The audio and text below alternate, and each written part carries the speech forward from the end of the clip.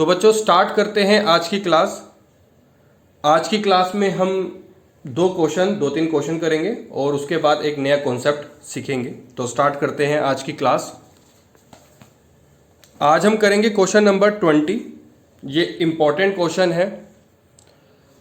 Important question इसलिए भी है कि आगे इसका बहुत इस्तेमाल होने वाला है। इस कॉन्सेप्ट का आगे बहुत इस्तेमाल होने वाला है, तो बहुत ध्यान से समझिएगा ये क्वेश्चन। इसमें जब ओवर सब्सक्रिप्शन आ जाती है कंपनी के पास, तो जो कंपनी के डायरेक्टर होते हैं वो ग्रुप बना देते हैं, कैटेगरीज बना देते हैं। अब किस तरीके से कैटेगरीज बनाते हैं वो हम इस क्वेश्चन में देखेंगे। सुगंध limited issued 60,000 shares of 10 each at premium of ₹2 पर शेयर पेबल।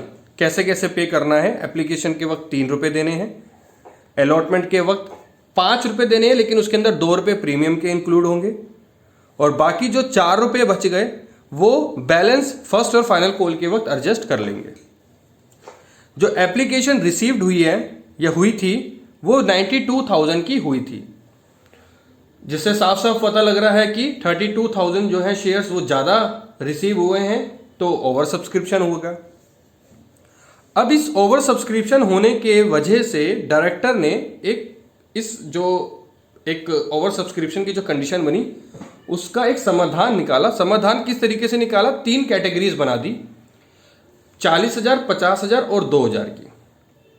40,000 शेयर्स के जिन लोगों ने 40,000 शेयर्स जो हैं वो अप्लाई करे हैं, उन 40,000 शेयर्स के बदले 30,000 शेयर्स डिस्ट्रीब्यूट कर देंगे। यानी कि सबको कुछ ना कुछ तो देंगे, लेकिन 40 के 30 अलॉट कर देंगे। और दूसरा कैटेगरी बनाई 50,000 की।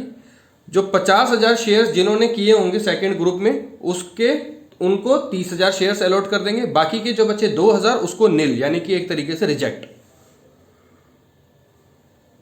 तो ये 3 कैटेगरीज बनाई।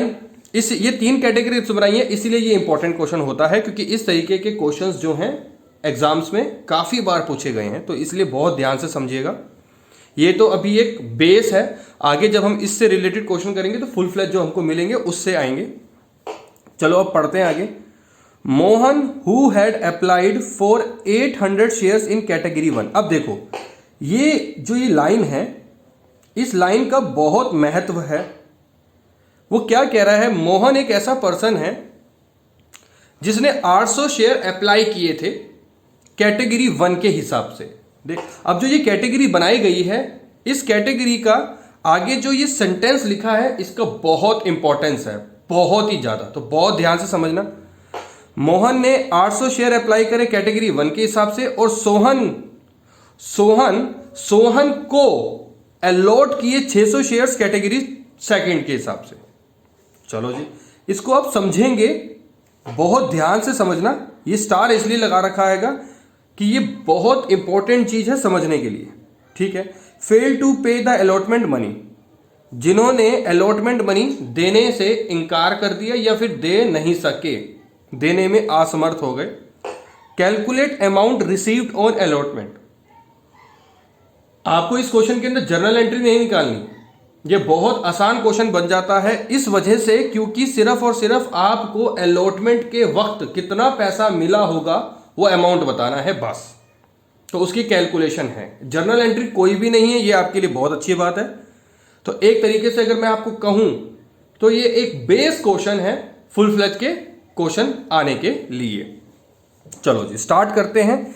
इसको स्टार्ट करने से पहले हम कुछ टेबल्स बनाएंगे और इसकी पूरी इंफॉर्मेशन लिखेंगे। तो क्वेश्चन नंबर 20 की टोटल इंफॉर्मेशन हम लिखेंगे कंप्लीट। तो लिखेंगे इशूड शेयर्स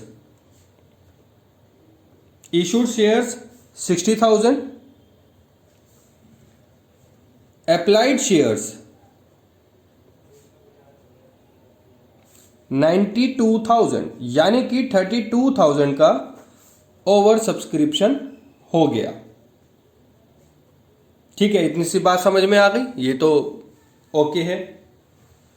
आगे पेबल कैसे करना है, यानी कि किस किस तरीके से पैसा देना है। तो एप्लीकेशन के वक्त हमने देने हैं ₹3 के हिसाब से, और अलॉटमेंट के वक्त हमने देने हैं 3+2 के हिसाब से, क्योंकि 2 रुपए का तो प्रीमियम है। बाकी जो बचा वो फर्स्ट एंड फाइनल कॉल में हमने दे देना है। बाकी कितना बचा? 3 और 3 6 और बाकी बचा 4, तो ये हो गया 10+2। बात समझ में आ गई बच्चा? ठीक है, इस तरीके से हमने ये डिस्ट्रीब्यूट या पेबल करना है। अब बच्चों बहुत ध्यान से एक टेबल बनाना, ठीक है, 2-3 लाइनों की, और उसको किस तरीके से लिखना है वो मैं आपको बताऊंगा। तो इस तरीके से आपको एक अप्लाइड का,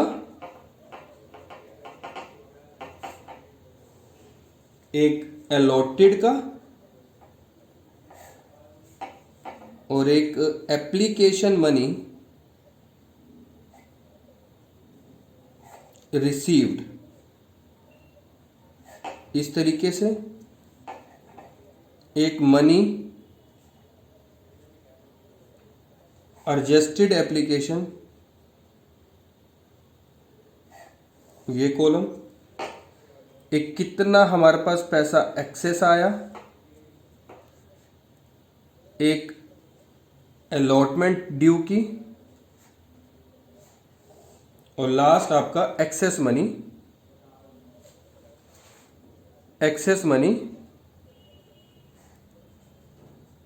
एडजस्टेड की ऑन अलॉटमेंट। ठीक है जी, आपको ये टेबल बनानी है पूरा अच्छे से, जहां पर अप्लाइड आएगा, अलॉटेड आएगा, एप्लीकेशन मनी रिसीव्ड आएगा, मनी एडजस्टेड एप्लीकेशन आएगा, एक्सेस कितना हुआ, अलॉटमेंट ड्यू कितना था और एक्सेस मनी एडजस्टमेंट कितना हुआ। ठीक है, ये सब कुछ आपको लिखना है। तो अप्लाइड 3 कैटेगरीज बनाई थी, 1 2 3, ये 3 कैटेगरीज बनाई। यहां पर आ जाएगा 40,000 शेयर, 50,000 और 2,000। इसको अलॉट करने थे 30,000 शेयर के हिसाब से, इसको भी 30,000 शेयर के हिसाब से, और इसको नील। एप्लीकेशन मनी जो रिसीव हुई उसकी जो पेबल एज यानी कि पेबल था वो 3 रुपए के हिसाब से था, यानी कि एप्लीकेशन मनी जो हमको रिसीव हुई वो 40,000 इंटू 3 यानी कि 1,20,000 रुपये मिली, जबकि मिलनी कितनी चाहिए थी? 30,000 इंटू 3 यानी कि 90,000 मिलनी चाहिए थी, हमारे को फालतू मिला 30,000। यहां तक बात समझ में आ गई? अब मैं बात करूं कैटेगरी सेकंड की। एप्लीकेशन में कैटेगरी सेकंड के हिसाब से हमें 1.5 लाख रुपए मिला होगा, मिलना कितना चाहिए था? 90,000, कितना एक्सेस मिला? 60,000। यहां तक किसी को कोई प्रॉब्लम? बाकी ये जो है 2,000 रुपए, इससे हमारे को 6,000 रुपए तो मिला होगा, लेकिन हमने कोई भी चीज की एडजस्टमेंट नहीं करी और वो हमने जो है एक्सेस जो है वो 6,000 रुपए ही हो गया। ठीक है, क्योंकि 2,000 इंटू 3 एडजस्टमेंट कुछ भी नहीं हुई और वो एक्सेस हो गया हमारा, जो कि हम बैंक के थ्रू लौटा देंगे ऑन एप्लीकेशन के वक्त, यानी कि रिजेक्ट हो गए। बात समझ में आ गई? अब अलॉटमेंट के वक्त अलॉटमेंट ड्यू कितने की होगी? अब तो इसको तो भूल जाएंगे, क्योंकि ये वाला जो पार्ट था ये हमारा एप्लीकेशन की यहां पर आएगी अप्लाइड जितना किया लोगों ने, और यहां पर अलॉटेड वाली आएगी, यहां एक्सेस आ गया। बाकी जो अलॉटमेंट जो ड्यू है वो एट 5 रुपीज के हिसाब से, यानी कि 30,000 इंटू 5 1,50,000, उसी तरीके से 30,000 इंटू 5 1,50,000, और ये आपका ब्लैंक रहेगा। बात समझ में आ गई जी? चलो, अब हमारे को अलॉटमेंट के वक्त कितनी मनी एडजस्ट करनी है? हमें अलॉटमेंट के वक्त एडजस्ट करना है पहले के हिसाब से ये 30,000 रुपए और ये 60,000 रुपए। ठीक है, तो ये था हमारा फुल फ्लेज एक टेबल, जो हमने जो भी कुछ हमें दे रखा था उसके हिसाब से बनाया। मैं एक बार दोबारा से रिकॉल कर रहा हूं, ढंग से समझ लीजिए। ये तो वो कैटेगरीज थी जिसमें हमने बनाई, मतलब जो कंपनी ने रिजॉल्व करने के लिए कैटेगरीज बनाई थी। 40,000 जो शेयर्स हमारे पास रिसीव हुए थे फर्स्ट कैटेगरी के हिसाब से, उस 40,000 शेयर्स के हमने 30,000 अलॉट कर देना शेयर्स। सेकंड कैटेगरी जो 50,000 शेयर्स हमें अप्लाई हुए थे, हमने उसमें से 30,000 शेयर्स ही अलॉट करने हैं। बाकी के जो 2,000 है वो नील यानी कि रिजेक्ट कर दिए। बात समझ में आ गई? एप्लीकेशन के वक्त हमारे को अप्लाइड के हिसाब से कितना पैसा मिला होगा, 40 इंटू 3 यानी कि 40 इंटू 3 120, 50 इंटू 3 150, 2000 इंटू 3 6000।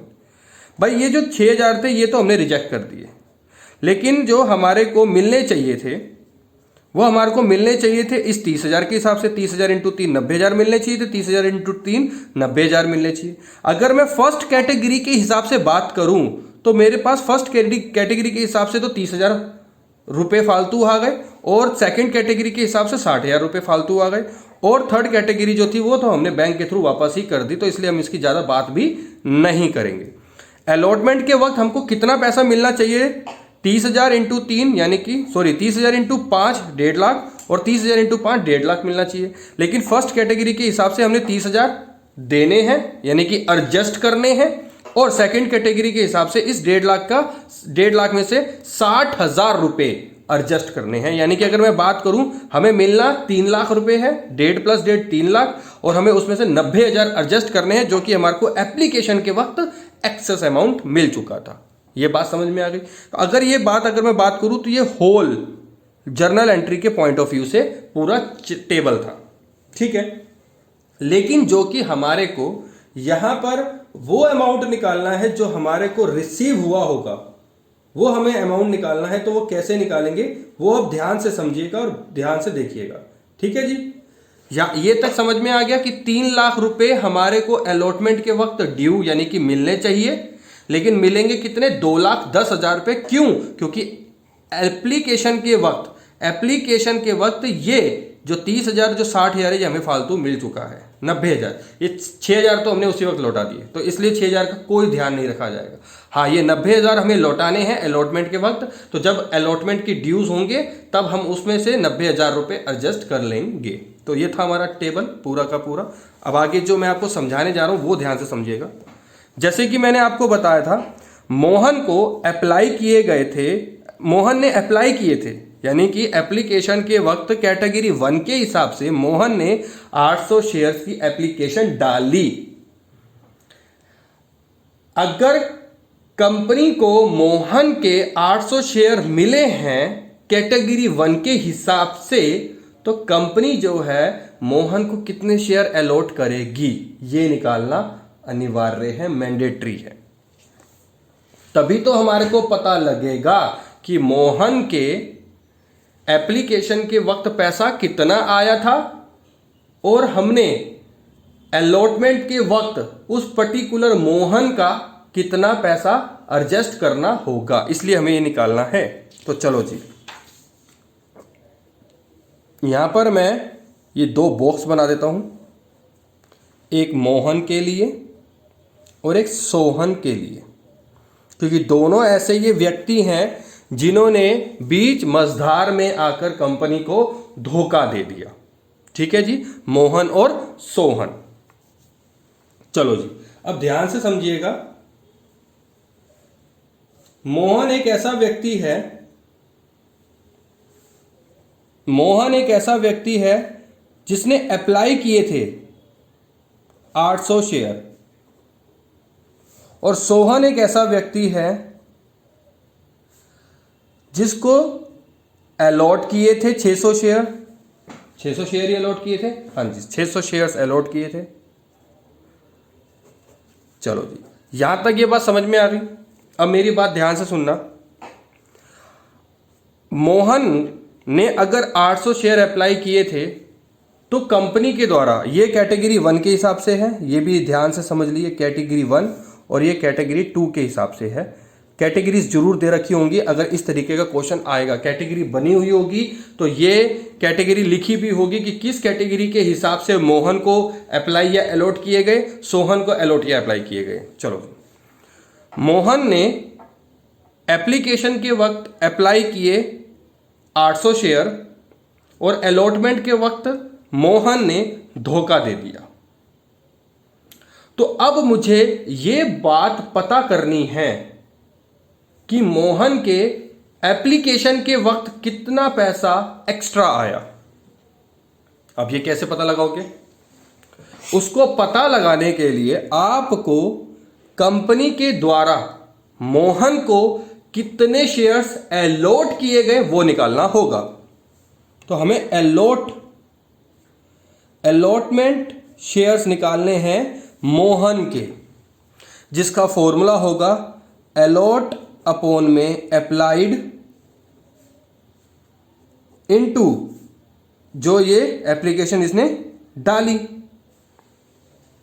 ठीक है जी, जो ये एप्लीकेशन इसने डाली है मोहन ने, उसके हिसाब से हमें ये निकालना होगा। तो अब कैसे निकालेंगे वो ध्यान से देखिएगा। कैटेगरी क्या है? 1। चलो जी कैटेगरी 1 देखते हैं।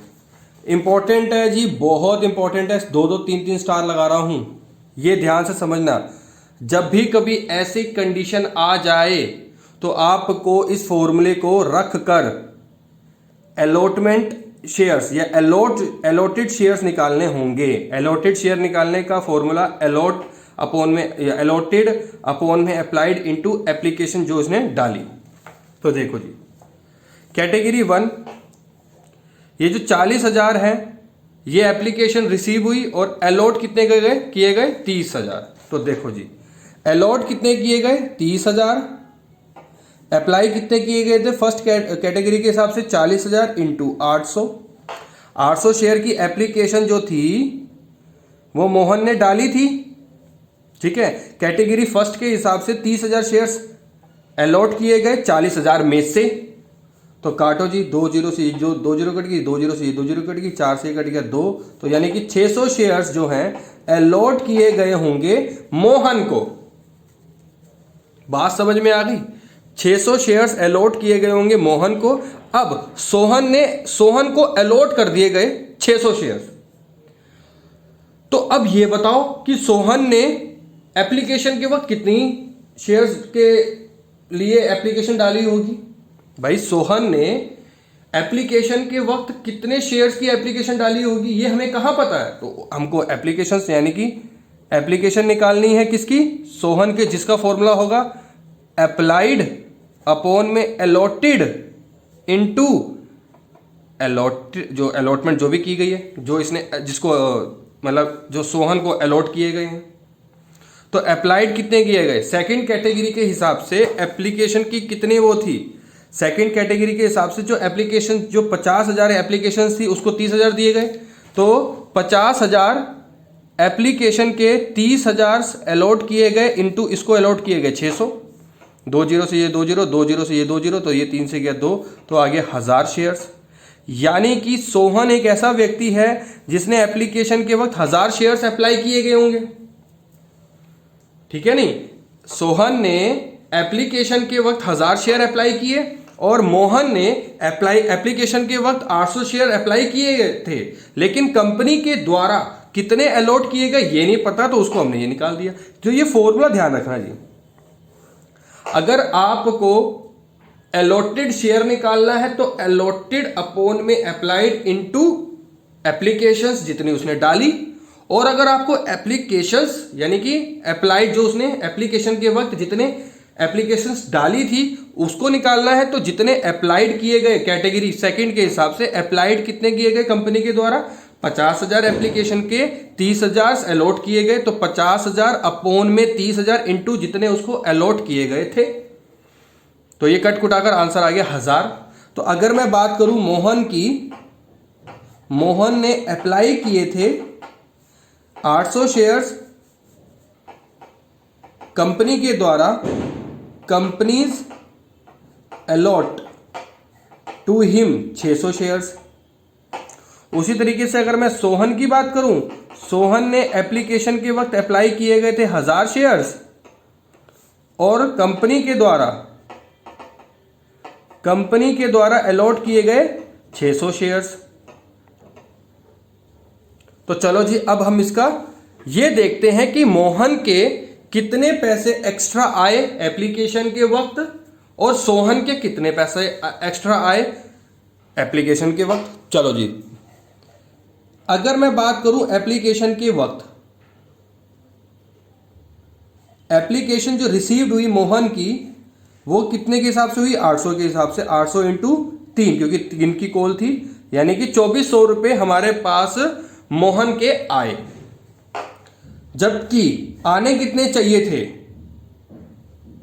एप्लीकेशन शुड बी रिसीव्ड कितनी होनी चाहिए थी, 600 के हिसाब से, यानी कि 1800 होने चाहिए। अब मैं आपसे बात करूं कितना पैसा इसका एक्स्ट्रा आ गया, 600 रुपये, जो एक्सेस आया वो 600 आया। ऐसे ही मैं सोहन की निकालूं, जो सोहन की जो एप्लीकेशन मनी रिसीव्ड हुई, एप्लीकेशन मनी रिसीव्ड या एप्लीकेशन रिसीव्ड, वो हुई 1000 के हिसाब से, 1000 इंटू 3 यानी कि 3000। और कितनी होनी चाहिए, एप्लीकेशन शुड बी रिसीव्ड कितने के हिसाब से जी, 600 के हिसाब से, 600 इंटू 3 यानी कि 1800 होनी चाहिए थी। इसका 1200 रुपये हमारे पास एक्सेस आ गया एप्लीकेशन के वक्त। अब कंपनी ने डिसाइड किया कि ये 600 रुपये जो मोहन के हमारे पास एप्लीकेशन के वक्त एक्स्ट्रा आ गए थे वो हम अलॉटमेंट के वक्त दे देंगे, और सोहन के जो हमारे पास 1200 रुपये आ गए थे वो हम अलॉटमेंट के वक्त दे देंगे या एडजस्ट कर लेंगे। अब चांस की बात, हुआ क्या, मोहन और सोहन दोनों ऐसे पर्सन निकले जिन्होंने अलॉटमेंट के वक्त पैसा दिया ही नहीं। चलो जी, कंपनी कहती कोई बात नहीं, नहीं दिया तो ना सही। अब मैं आपको मोहन के अलॉटमेंट मनी रिसीव्ड की कंडीशन निकालता हूं। अलॉटमेंट मनी कितनी रिसीव होनी चाहिए थी हमारे को, मोहन की 600 के हिसाब से, क्योंकि जितने अलॉट कर दिए जाते हैं उसी के हिसाब से हमारे को रिसीव होनी चाहिए, यानी कि 600 इंटू 5 यानी कि 3000 रुपये हमारे को रिसीव होने चाहिए थे मोहन के।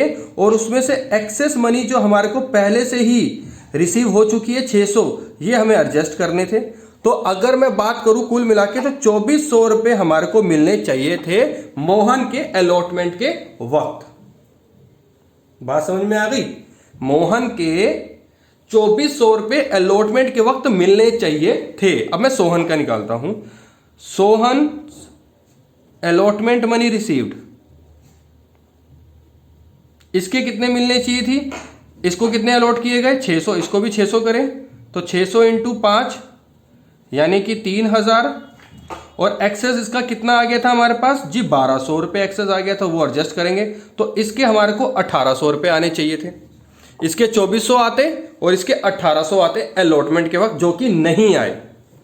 तो मैं अगर आपसे बात करूं मोहन के और सोहन के, जो कि हमारे को अलॉटमेंट के वक्त पेमेंट नहीं मिली, तो कॉल्स-इन अरियर की अगर मैं बात करूं तो मोहन का कितना अमाउंट कॉल्स-इन अरियर में जाएगा और सोहन का कितना जाएगा, ये 3000 और ये 3000 क्या कॉल्स-इन अरियर है, नहीं, कॉल्स-इन अरियर ये 2400 रुपये हैं।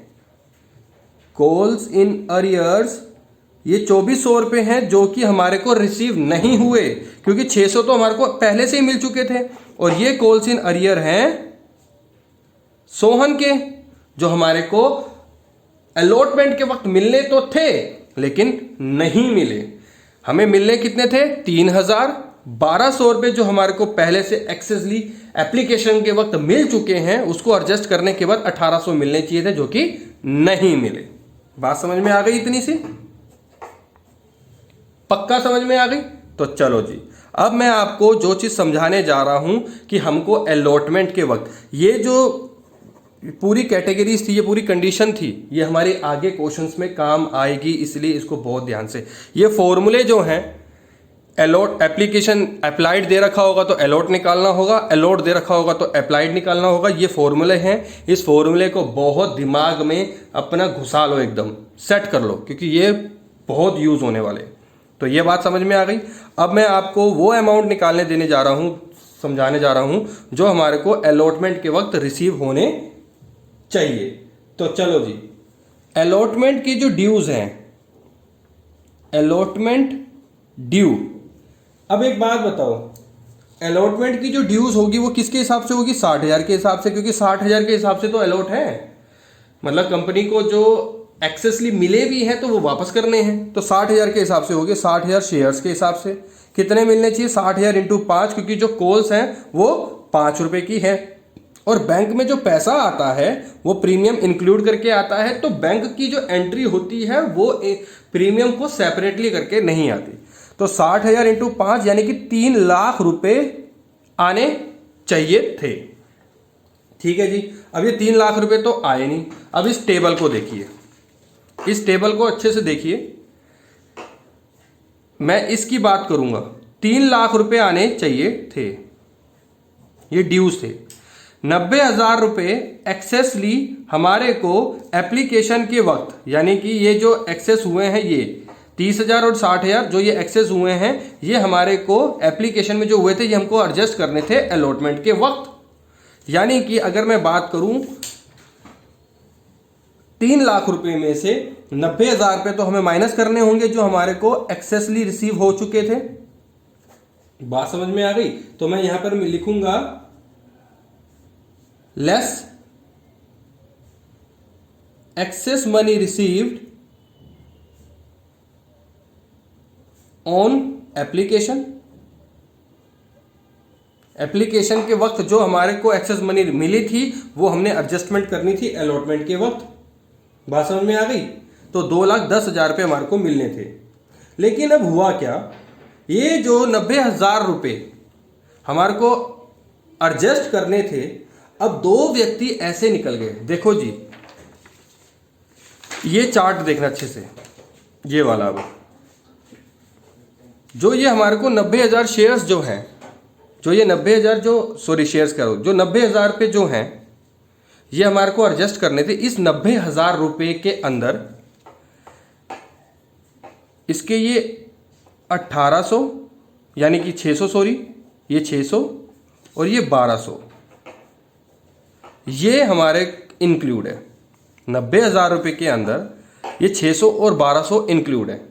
जो हमारे को एक्सेस मनी मिली थी ना, इस 90,000 रुपये के अंदर 600 रुपये और 1200 रुपये, मोहन के 600 रुपये, सोहन के 1200 रुपये इंक्लूड है। तो हमें इस 600 का और 1200 का तो कुछ करना नहीं।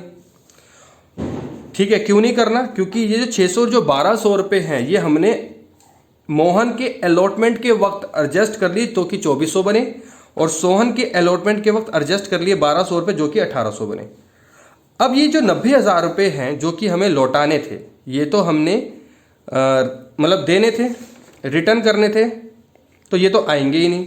साथ में मोहन एक ऐसा व्यक्ति मिला, मोहन के ऐसे व्यक्ति मिला जो कॉल्स इन अरियर बन गया। कितने रुपए मोहन ने नहीं दिए? 2400 रुपये। भाई दिए थे तो 3,000 रुपये, लेकिन 600 रुपये एक्सेस आ गए थे, तो वो हम जो है 90,000 के अंदर ले चुके हैं, तो अलग से तो 600 रुपये लेंगे नहीं। तो ये 2400 रुपये जो बचे ये हम माइनस कर देंगे इस 2,10,000 में से। और सोहन्स कॉल्स इन अरियर जो हैं वो भी हम माइनस कर देंगे इस 2,10,000 में से, यानी कि 1,800 रुपये ये भी माइनस कर देंगे जो कि हमारे को सोहन के अलॉटमेंट के रिसीव नहीं हुए। तो 2,10,000 में से 2,400 ये भी माइनस कर देंगे, 1,800 ये माइनस कर देंगे, तो 2,05,800 रुपये अलॉटमेंट के वक्त मनी रिसीव होगी। Money receive on allotment, most important question. बात समझ में आ गई बच्चों आपको? तो ये क्वेश्चन मैंने आपको आधा घंटा लेकर समझाया है, सिर्फ इसी वजह से समझाया कि ये आपको ढंग से समझ में आ जाए। अगर ये क्वेश्चन ढंग से समझ में आ गया तो आपको कभी कोई दिक्कत नहीं आएगी। ठीक है बच्चों, अब इसके आगे बच्चों कॉल्स इन अरियर के कुछ टॉपिक्स हैं, कुछ क्वेश्चंस हैं कॉल्स इन अरियर के। ठीक है, तो ये आपको खुद ही करने हैं, इसमें कोई मुश्किल है नहीं। आपको अब कॉल्स इन अरियर बहुत अच्छे से समझ में आ चुका है कि कॉल्स इन अरियर क्या होता है। तो ये क्वेश्चंस आपको, जो 4 क्वेश्चंस हैं, ये आपको अपने आप करना है। अगर कोई डाउट है किसी भी तरीके का तो मैं आपको ज़रूर बताऊंगा। ठीक है बच्चों, तो ये था हमारा पूरा एक कॉन्सेप्ट जिसके अंदर कॉल्स इन अरियर और ये सब कुछ आ गया। अब हमारा एक न्यू कॉन्सेप्ट शुरू होने जा रहा है। हम न्यू कॉन्सेप्ट शुरू कर रहे हैं। कॉन्सेप्ट का नाम है issues of share, issues of shares for consideration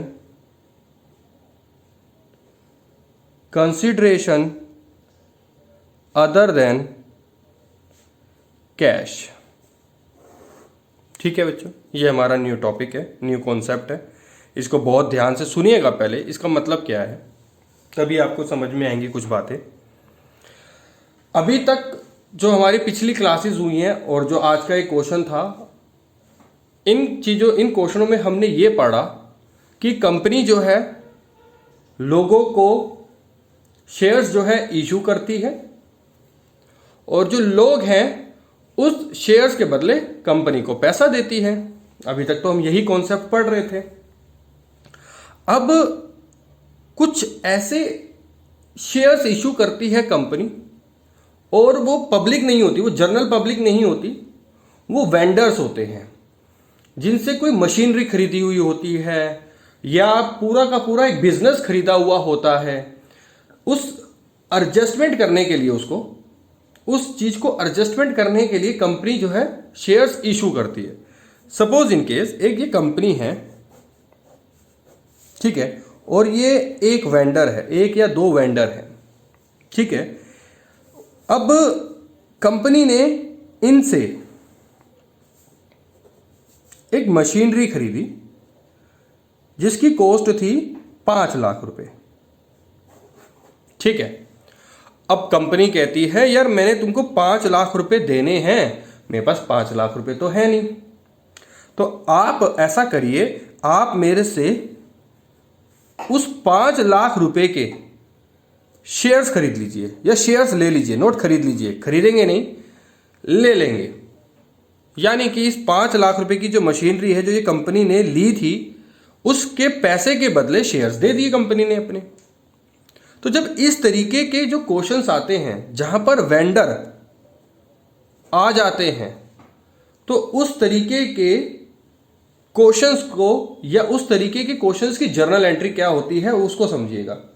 तो पहले अगर मैं बात करूं issue of shares to promoter, अगर प्रमोटर को शेयर्स इशू करते हैं तो क्या एंट्री होती है। अब प्रमोटर कौन होते हैं? प्रमोटर बच्चों वो होते हैं जो कंपनी को चलाने के लिए आइडियाज देते हैं, कंपनी के सेटअप बिठाने के लिए आइडियाज देते हैं, यानी कि एक तरीके से कंपनी को आगे बढ़ाने के लिए उत्साहित होते हैं या कंपनी को आगे बढ़ाने के लिए मदद करते हैं। तो उसकी कोई फीस होती है, कुछ कमीशंस होती हैं जो कंपनी के द्वारा चार्ज किए जाते हैं, तो कंपनी उस चार्ज के बदले शेयर्स इशू कर देती है उन प्रमोटर्स को, ठीक है। तो इस केस की जो एंट्री होती है वो क्या होती है वो देखिए।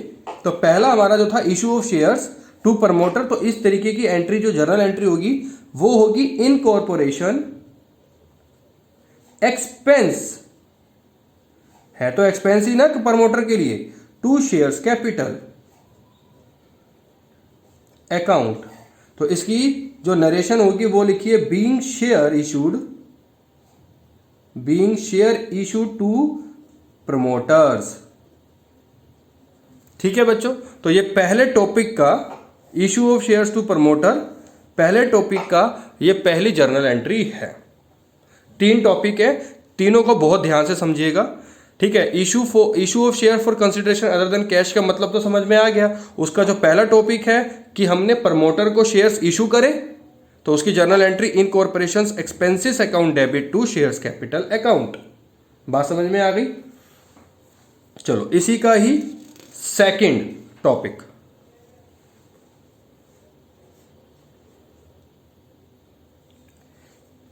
Issue of shares to underwriter.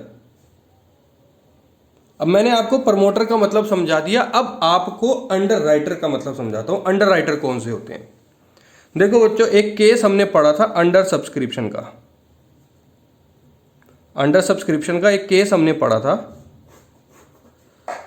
जो कि आज के इस मॉडर्न टाइम में अंडर सब्सक्रिप्शन का कोई काम ही नहीं है, ठीक है। वो क्यों नहीं है मैं आपको मतलब समझाने जा रहा हूं। मैंने आपको लास्ट क्लास में समझाया था कि एक कंपनी कोई भी शेयर्स इशू करती है तो उसको एट लीस्ट 90% शेयर्स लोगों के द्वारा अप्लाई किए जाने चाहिए।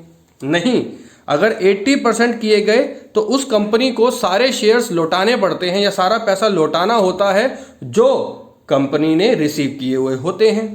ये गाइडलाइंस के द्वारा या गाइडलाइंस को फॉलो करा जाता है।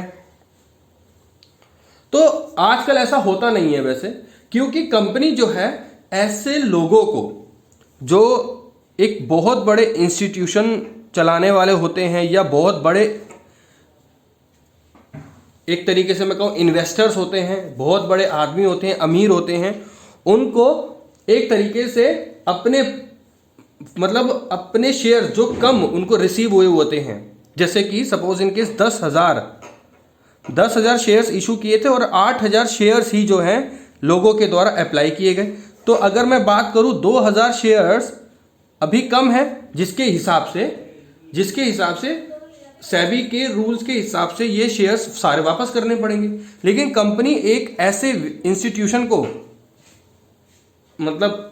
पकड़ लेती है या उनको बेच देती है या उनसे एक रिक्वेस्ट करती है कि भाई हमारे जो 2,000 शेयर्स जो हमको कम रिसीव हुए हैं, जिसके हिसाब से हमें सारे के सारे पैसे लौटाने पड़ेंगे, तो ये 2,000 शेयर्स जो हैं आप हमारे ले लीजिए। तो वो कुछ ही व्यक्ति यानी कि 1-2 व्यक्ति ही होते हैं जो उन 2,000 शेयर्स को एक साथ खरीद लेती है, क्योंकि उनके पास पैसा बहुत होता है। वो तो तलाश में रहते ही हैं कि भाई हमारे को कोई ऐसी कंपनी मिले जिनको जो अंडर सब्सक्रिप्शन से भी कम, यानी कि अगर मैं बात करूं 90% से भी कम एप्लीकेशन रिसीव हुई हो, तो ऐसे तो ये मौके की तलाश में रहते हैं।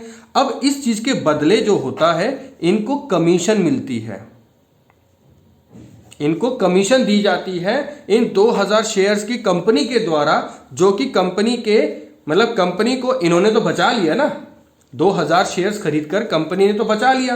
तो अब अंडर राइटर कहते हैं कि भैया हमने तुम्हें बचा लिया, उसके बदले क्या? तो कंपनी कहती है हाँ, उसके बदले हम तुम्हें कमीशन देंगे। तो अब अंडर राइटर कहते हैं भाई लाओ मुझे कमीशन दो, मुझे पैसा दो, जो मैंने आपके 2,000 शेयर जो हमने खरीदे हैं उसके जो कमीशन बनती है हमें दो।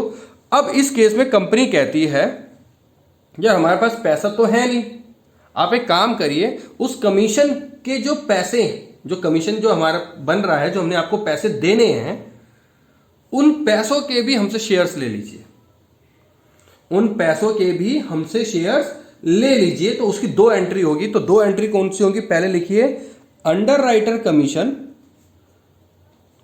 क्योंकि भाई कंपनी के हिसाब से तो ये एक्सपेंस ही है। Underwriter commission account debit to underwriter, पहली ड्यू की एंट्री, तो यहां पे लिखेंगे being underwriter commission due, ये हमारी पहली एंट्री हो गई। अब कंपनी को जो ये ड्यूज थे ये चुकाने हैं, ये चुकाने किस तरीके से हैं? शेयर्स देकर। तो यहां पर हम लिखेंगे underwriter account debit to share capital. बात समझ में आ गई बच्चों? इस केस में ये 2 जर्नल एंट्री होनी है। यहां पर लिखेंगे being share issued to underwriter. बात समझ में आ गई जी? चलो जी, अब ये दो हो गए, issue of share to promoter और issue of share to underwriter. अब तीसरा लिखिए शेयर इशूड टू वेंडर्स। जो मैंने आपको स्टार्टिंग में समझाया था कि एक कंपनी ने किसी वेंडर से 5 लाख की मशीनरी खरीदी। उस 5 लाख की मशीनरी के बदले वेंडर को कंपनी ने शेयर्स इशू कर दिए। ठीक है जी। तो इस केस के अंदर जो एंट्री होगी वो सिंपल सी होगी, एसेट्स जो खरीदे थे, assets account debit to vendor account. ठीक है बच्चों, तो ये तो नॉर्मल एंट्री थी। यहां पे लिख देंगे बीइंग एसेट्स परचेज्ड। एसेट्स खरीदने के बदले, एसेट्स हमने खरीद लिए और पैसों के बदले हमने उतने के शेयर्स उसको दे दिए। ठीक है बच्चों, तो ये थी हमारी शेयर्स इशू टू वेंडर की जर्नल एंट्री पहले नंबर की। लेकिन इसमें यही कंडीशन आके खत्म नहीं हो जाती। इसमें तो हमने एक मशीनरी खरीदी, लेकिन हो सकता है हमने उस वेंडर का पूरा बिजनेस खरीद लिया हो। ये भी हो सकता है पॉसिबल। भाई उस वेंडर का हमने पूरा बिजनेस ही खरीद लिया हो, तो उस केस के अंदर जो जर्नल एंट्री होगी वो क्या होगी? Sundry assets account debit. अब एक स्पेस छोड़ देना, स्पेस के बदले मैं यहां पर एक बॉक्स बना रहा हूं, यहां पे डेबिट ही लिख रहा हूं। उसका क्या कारण है वो भी मैं बताऊंगा। To sundry liabilities account to vendor account. ठीक है। अब ये जो वेंडर अकाउंट में जो अमाउंट आएगा, ध्यान से सुनिएगा, जो ये वेंडर अकाउंट में जो अमाउंट आएगा वो आएगा परचेज कंसिडरेशन वाला। परचेज कंसिडरेशन का मतलब क्या है वो ध्यान से सुनिए। इसका मतलब है जितने में डील फाइनल हुई है, फाइनल हुई है। जैसे कि हमने पूरे की पूरी उसका पूरा बिजनेस खरीद लिया 2 करोड़ में, 4 करोड़ में, 5 करोड़ में, तो वो अमाउंट यहां पर आएगा। और ये हमारे को 99% अमाउंट परचेज कंसिडरेशन का दे रखा होगा। ठीक है। अब यहां पर जो सन्ड्री एसेट्स और सन्ड्री लायबिलिटी की बात है, देखो बच्चों, एसेट्स अगर लिखा होगा तो पर्टिकुलर एक ही एसेट्स आएगा, मशीनरी आ गई, बिल्डिंग आ गई, या फर्नीचर आ गया, तो ये। लेकिन अगर फर्नीचर, बिल्डिंग, मशीनरी, ये सब चीजें हमने खरीद रखी हो तो सन्ड्री आएगा। बात समझ में आ गई? अब यहां पर अगर हमने 3-4 एसेट्स खरीद रहे हो तो 3-4 एसेट्स का अलग अलग नाम आएगा। सन्ड्री एसेट्स मत लिख देना।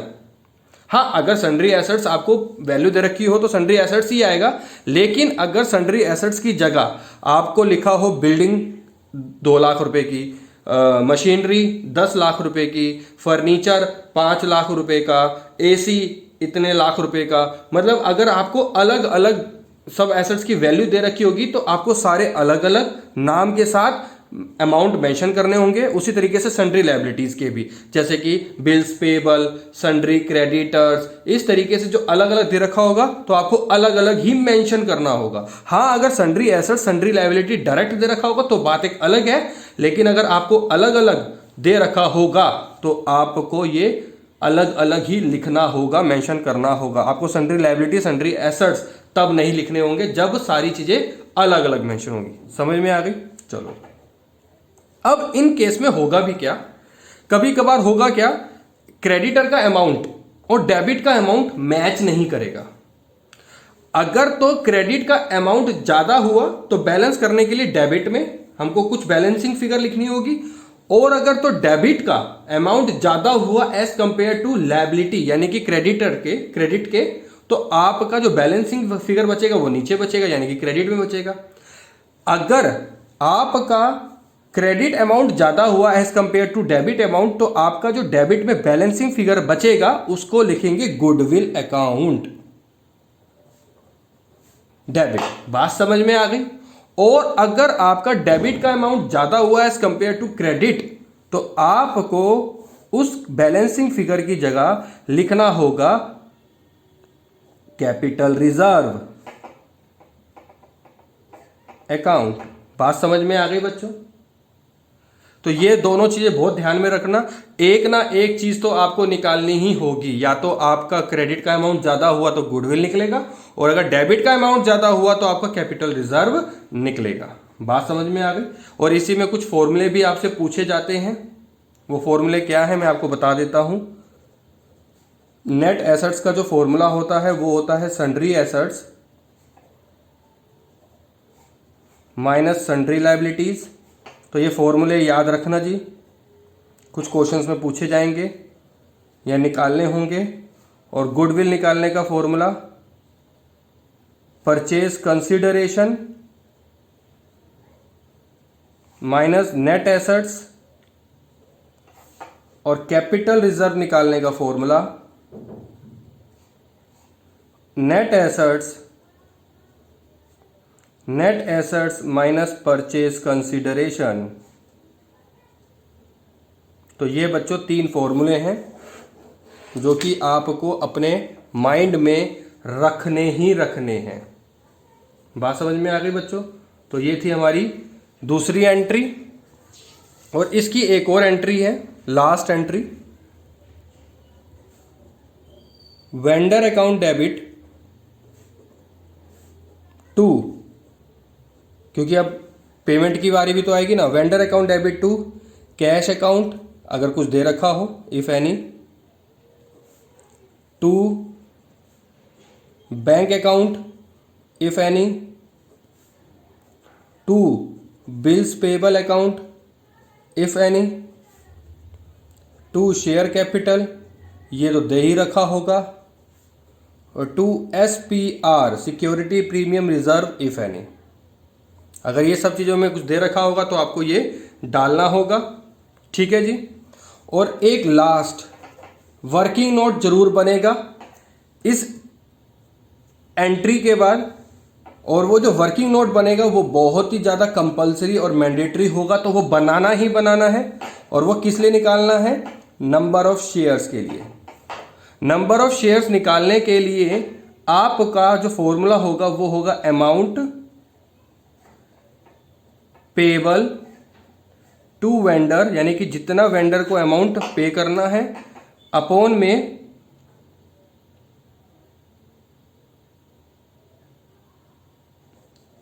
में face value of 1 share plus premium if any.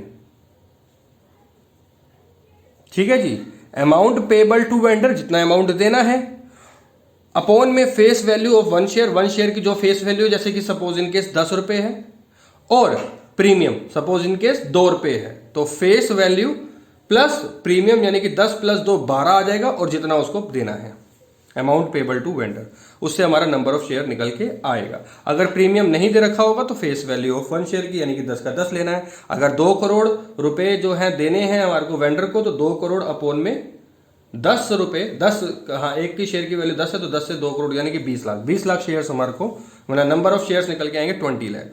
ठीक है बच्चों, तो ये थे हमारे जो हमारा टॉपिक था आज का न्यू, अदर देन कंसिडरेशन वाला, अदर देन कैश वाला, जिसको हमने इशू शेयर्स नहीं करने हैं, लेकिन हमने उससे कोई चीज़ खरीदी है और उसके बदले हम शेयर्स दे रहे हैं, तो उसकी ये 3 कैटेगरीज हैं, 3 अलग अलग कंडीशंस हैं। अब रही बात इनके क्वेश्चंस की, तो बच्चों वो हम नेक्स्ट क्लास में करेंगे। तब तक आप इन तीनों एंट्रियों को, और जो हमने आज एक क्वेश्चन किया है जो कि बहुत इंपॉर्टेंट क्वेश्चन है, आगे क्वेश्चंस जो हम करेंगे उसके पॉइंट ऑफ व्यू से बहुत इंपॉर्टेंट क्वेश्चन है। तो पहले तो आज की क्लास को बहुत ध्यान से समझो। अगर कहीं कुछ भी रह जाता है, कुछ समझ नहीं आता, तो फर्स्ट आपकी जो प्रायोरिटी रहेगी वो मेरे से पूछने की रहेगी कि ये ऐसा हुआ क्यों या कैसे आया। समझ में आ गया तो बहुत अच्छी बात है। अगर कोई पॉइंट रह जाता है जो समझ में नहीं आया हुआ हो, तो वो मेरे से आप 100% डिस्कस करो, ताकि आगे दिक्कत ना आए आपको। तो बाकी नेक्स्ट क्लास में मिलते हैं।